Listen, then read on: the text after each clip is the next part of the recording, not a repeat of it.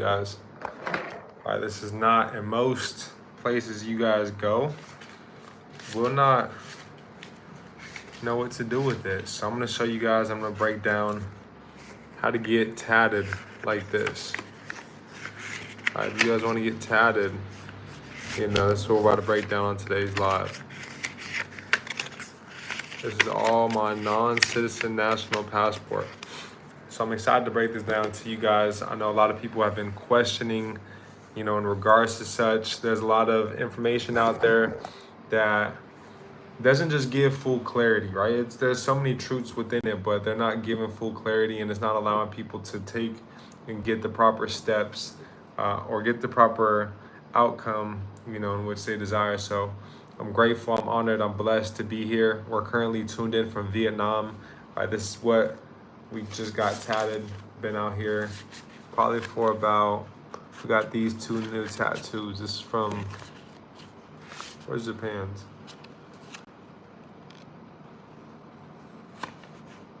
May 5th. Damn, I'm able to be in Japan for 90 days. They got me right for 90 days.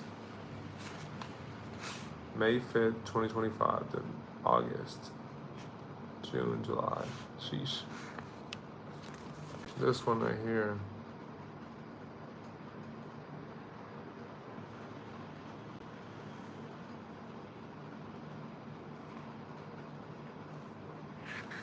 It's a month, 1 month. But we're gonna hop into the information. It's gonna be pretty heavy. I do gotta wake up for sunrise. It's 11:20 p.m. out here in Vietnam. I was just in Ho Chi Minh City. Right now I'm in Da Nang, Vietnam. So I'm excited to present this information to you guys. We've got 4 parts that I'm gonna break down to you guys. I've got a whole PowerPoint behind here that I'm gonna touch on, that I've been educating my mentorship for the past couple years now on this information, and I just want to bring it forward to you guys so that all of you guys are able to get clarity when it comes to a non-citizen national and setting up your national passport. I've had mine for about 2-3 years now, so we're gonna hop right into it without further ado. So what is a non-citizen national? A non-citizen national is someone who allegiances to the US but is not a statutory citizen. And I want you all to go check this out. I'm gonna drop so much case law study. I'm gonna drop the certain specific codes that will allow you guys to see and back up, because I don't want you guys, like I've told you guys from the beginning, to believe anything that I tell you guys. I want you all to go do your own research, because there's so many quote unquote gurus out there that are giving you this information but not telling you where to go find it, where to go do your own due diligence. And I've been in the real estate space for the past year now, this year, and just like any deal that I get and come across, I gotta do my own due diligence. I cannot just, what I get from the broker, that's what it is. No, you gotta go do your own due diligence. So that's what I'm gonna provide for you guys all with everything I'm stating. So the, specific, title and code where you guys could find a non-citizen national, and the definition of it is Title 8 U.S. Code 1401. All right, if you guys are just tuning in, let's make sure to drop some gratitude. What are you guys grateful for today? Drop what city you guys are tuning in from, and let's make sure to get the likes up on this video as well too. All right, true nationals are defined under 8 USC 1101 as well. So that's Title 8. So all this is in Title 8 thus far. 8 USC 1101, A number 21. Right, and it defines it as, and this you guys could back that up from cornelllaw.edu, persons who owe permanent allegiance to the United States, typically born in the 50 states, but not, I repeat, not federal citizens. Right, a federal citizen is a legal fiction. Right, you're operating as a constitutional citizen, not a 14th Amendment citizen of the United States. Right, these are completely different, and this is where a lot of people get confused, but I want to make this very clear, right? You are operating as a constitutional citizen, right? And this is a capital C, not a 14th Amendment, right? They'll say citizen of the United States, right? That is not what you are, right? Which denotes federal corporate jurisdiction. Certain case law study, right? I'm gonna give you guys case laws as well too that you guys can go study and look into at Pacer Monitor.com. All right, U.S. versus Wong Kim Ark 169 U.S. 649. Watch a replay of this video. Get likes up. Once you guys have gone through and done your own research and study, give some feedback in the comments. Yo, Gotti, you're the best. I appreciate you for all the information, not just providing, but actually telling me where to go and study and read this information and liberate myself because I've done my own research and my own studying. That's what this is about, family. It outlines the difference between political jurisdiction versus legal jurisdiction, right? Corporate versus statutory, right? The law of the sea versus the law of the land. We've all heard of it, but can we actually cite specific case law studies where we can actually show and break this down to other people as well too? Another one, I got two for y'all. Downs versus Bidwell 182 US 244, and this was in 1901 and describes the existence of the two national governments, the de jure constitutional republic and the de facto corporate, the US DC based, right? Why choose this status? Why become a national, right? Freedom from federal statutes and franchises, such as the Social Security number, the IRS, etc. We'll hop more into that here in a little bit. I got 4 different parts with these slideshows that I'm going to cover. And once again, this is all covered in the mentorship. So if you guys have ever wanted to work with me, right now I'm only taking mentorship clients and franchise clients. So check out the website down below. You guys can see the offerings that come with the mentorship and that come with the franchise. Now, in order to become a franchise or a mentee, you do got to qualify and make sure that it aligns with the both of us and the whole community with you coming in. So we do got some questions within there that you would have to answer. But if that is something that you are looking to do and looking to have me and my team reach out to you about, you can also text the word consumer law to 305-575-2843. Right? You are no longer a franchise entity of the federal government. Right? You guys can look this up per 28 USC 3002. I've stated this so many times. Number 15, it defines the United States as what? A federal corporation. So you are not a corporate fiction. It allows you to assert your rights under the original Constitution and not to be a 14th Amendment corporate citizen. Peace and blessings, unknown supreme. All right, so now we'll hop into the second part. These are the dangers of being a 14th Amendment corporate citizen. So once again, that citizen of the United States, right? When you claim to be a U.S. citizen on forms like the SS5, or even the SF181 form, go look up the one form. You enter contractual jurisdiction. What does that mean? Voluntarily waiving your constitutional status. How much is the non? So it's the same as a passport. You'll go to the or the SF181 form. No, okay, yeah. Look up the SF181 form. That's race and the racial and ethnicity form. Also look up the SS5 form. When you fill it out, never put you're a U.S. citizen. But you guys want to go to the Postal Service and get a DS11 form. And that DS11 form, you guys can get multiple copies from them. I get my passports all the time through the Postal Service. So that's why I recommend you guys going. I say my passports. I've only gotten 2, but I've gotten them both through the Postal Service. But I've helped multiple people. That's what I meant by going to the Postal Service, right? Dangers of being a 14th Amendment. You're also considered an employee/officer of the federal government. All right, so you are basically, in essence, their BITC. Y'all know the rest. And you guys can see this in 26 USC 7701 A26, trader business, functions of the public office. Right, you're a slavery by presumption. I want you all to look into US. This is a case law study again. Y'all can look into these case law studies, download the PDFs, go in depth with them, read through them, get the same verbiage within them to draft up any letter you may need at pacermonitor.com. Everything that's done in the courtrooms is all on Pacer Monitor. This is exactly how Equifax, Experian, TransUnion, all these corporations, LexisNexis, when they're furnishing the bankruptcy, this is where they're getting this information from.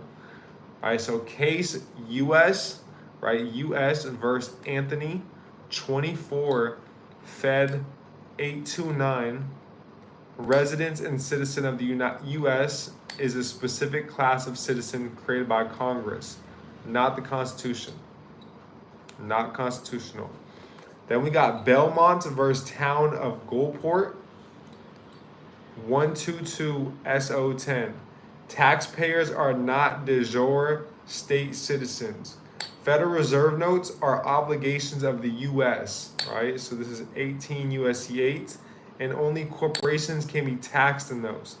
So this is why they want y'all to think you're a U.S. citizen, a citizen of the United States, so that you guys would therefore be obligated to paying taxes. As, once again, I've mentioned, they're not wrong in the fact that even these corporations and these debt collectors coming after the corporation in attempts to collect this debt, because this corporation is property of the United States, right? The United States is a federal corporation, 18 U.S.C. 8. So I want you guys to understand, they're not wrong in the sense of going after the corporation for such, but you are not this corporate fiction. But the moment that you state that you're a U.S. citizen, you are abiding by, becoming in, slavery by presumption. So that's Article 1, Section 10 of the Constitution. Y'all can look into it. Article 1, Section 10. I'm not just going to give you guys this information. I'm going to tell you guys where to go through and read as well. So let's make sure we're watching the replay with this as well too.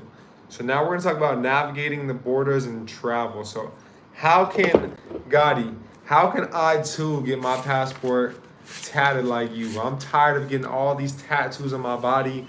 We're naked, I got none, but we got tattoos all on the passport, man. How can I too get tatted like you, bro? How can I too be able to see and travel the world? All right, we're gonna cover that and go over that today. All right, so your passport may look like a standard passport. It looks the same, as a traditional one. It's a little, a little beat up,